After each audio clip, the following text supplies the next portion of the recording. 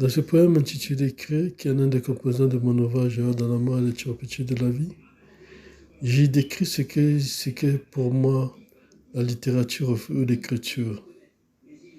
Pour moi, l'écriture, comme vous le voyez, comme vous pouvez le dire ici, pour moi, écrire ou l'écriture, c'est parcourir un rêve éveillé, s'approprier l'histoire en tirant des leçons du passé, tout en réinventant l'avenir. L'amour est le chant de la vie. Et je pourrais même ajouter, comme je l'écris dans le poème, le plus beau chant de la vie. De décrire avec les turpitudes de la vie, la mort, la haine, la guerre, etc., etc.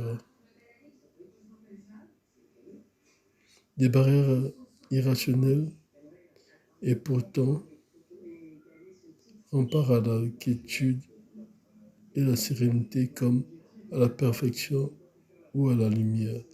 Un écrivain n'a ni frontières, ni limites que l'imaginaire ou la réalité, car il est au fond la matière et la substance du monde.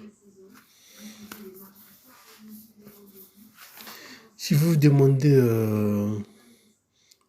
des exemples qui peuvent étayer mes propos, je peux vous dire que toutes les avancées de la science moderne, de l'astronomie, de la chimie, de la médecine, ou dans tous les domaines scientifiques, juridiques, etc., etc., il y a eu des avancées parce qu'avant, il y a eu des penseurs, des écrivains, des rêveurs qui ont dessiné, qui ont peint, ce qui était à l'époque imperceptible et infaisable pour leur père, en fait.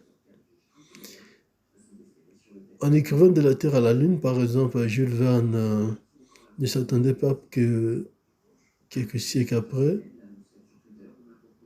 ou plutôt quelques dizaines d'années après, pas quelques siècles au fait, puisque Jules Verne est du 19e siècle, je dirais plutôt quelques dizaines d'années après, les hommes devaient marcher sur la Lune, en fait. Jules Verne ne s'attendait pas à ça.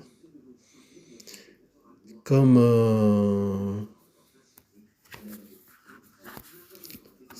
comme Léonard de Vinci ne s'attendait pas que quelques siècles après,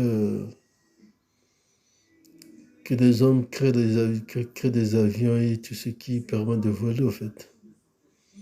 Car lui, il avait fait